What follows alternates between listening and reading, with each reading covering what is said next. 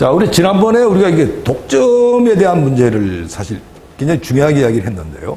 어떻게 본다라면 우리가 지금 우리나라 경제 성장이 굉장히 지금 정체되어 있다든지 한 이런 문제들 때문에 많은 사람들이 지금 산업구조 얘기를 하고 있습니다. 근데 사실 그런 문제가 아주 결정적인 게 독점 이런 부분들인데 이 독점 경우에서 가지고 첫 번째 문제가 가격, 생산량의 어떤 결정이에요. 쉽게 말해서 가격 부분에 있어 가지고 우리가 불필요하게 더 많은 가격을 지불해야 된다든지 그 다음에 사회 전체로 봐 생산을 더 늘리고 고용을 늘려야 되는데 그만큼 하지 못하기 때문에 사실은 이 독점에 대해 가지고 문제점을 가지고 있는 거죠. 자, 독점은 뭐 한마디로 말한다면 판매자가 하나예요. 시장에서 하나의 기업이 파는 거고.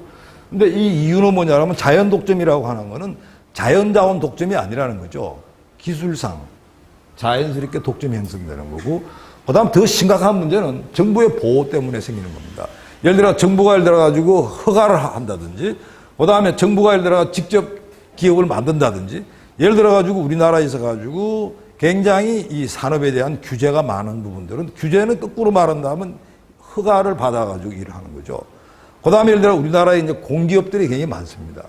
그러니까 이런 부분들 경우가 과연 정말 이 경제 성장과 고용에 어떤 영향을 미치느냐 부분을 우리는 이해하기 위한 이제 그런 부분들인데요. 우선은 독점을 한다 하더라도 똑같아요.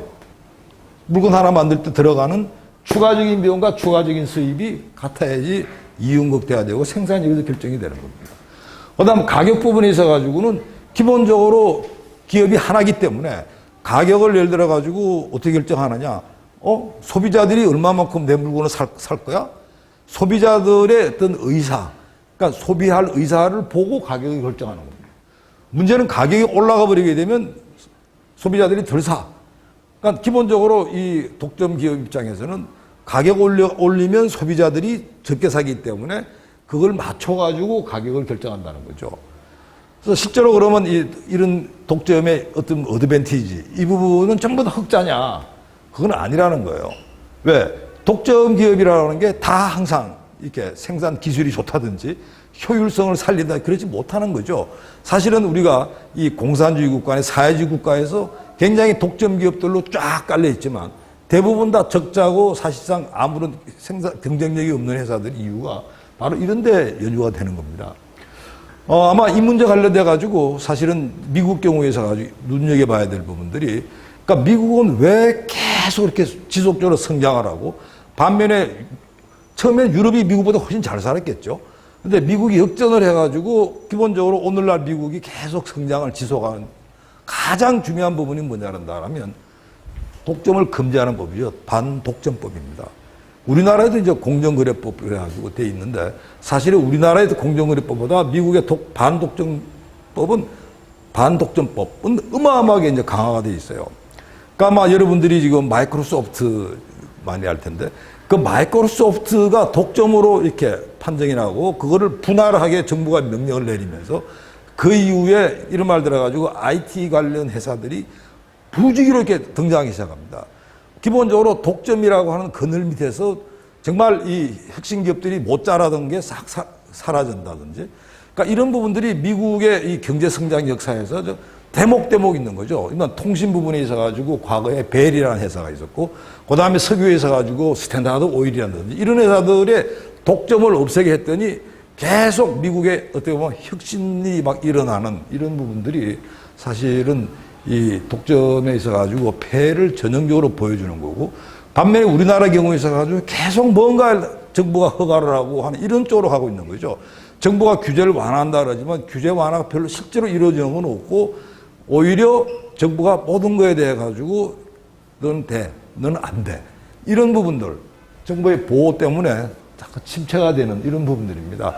그래서 이러한 부분들은 우리가 경제학에서 사중손실이라고 그러고 실제로 형태는 사회 전체로 봐가지고 필요한 것보다 생산이 작게 이루어지고 그 다음에 고용은 더 많이 할 수 있는데 작게 한다는 거죠.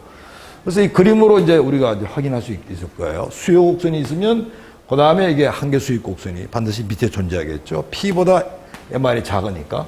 이런 경우에 MC와 MR이 일치하는 점에서 생산이 이루어지고 이때 이 생산했을 때 가격은 여기서 이제 결정이 되는 거죠. 그럼 이때 이익은 뭐냐? 결국 평균 비용보다 큰 만큼 이윤이 발생하는 겁니다. 그래서 그림에서 교수님, 이거 왜 이렇게 다 수평선으로 돼 있나요?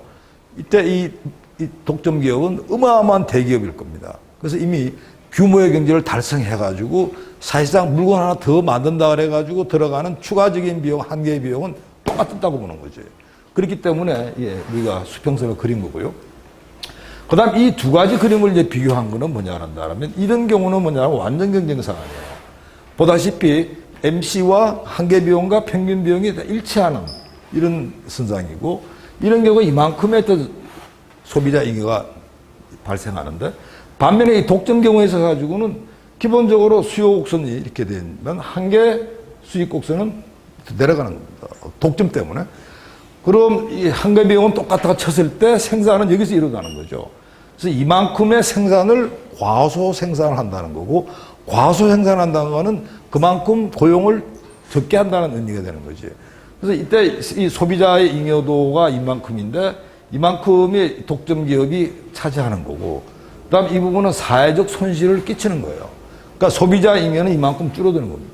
그래서 따라서 이 독점에 의한 폐해라고 하는 거는 이게 바로 이렇게 줄어드는 거고 바로 이 문제를 어떻게 우리가 방지하느냐가 정책적인 굉장히 중요한 그런 부분들입니다. 그래서 사실은 앞으로 이게 독점 부분에 있어 가지고는 우리나라에 예를 들어 가지고 여러 가지 이 정부의 어떻게 본다면 규제나 이런 부분들을 어떤 관점에서 볼 거냐. 그러니까 예를 들어 가지고 때로는 그 약자의 생산자를 보호한다 그러지만 사실상 사회 전체적으로 봐가지고 어마어마한 손실을 끼칠 수 있고 또 예를 들어 가지고 뭐 거대 기업이 만들어졌을 때 우리가 각오해야 될 부분들은 사실은 고용이 어떻게 본다면 더 늘어날 수 있는데 이만큼밖에 안 되는 이런 문제로 볼 수 있겠죠.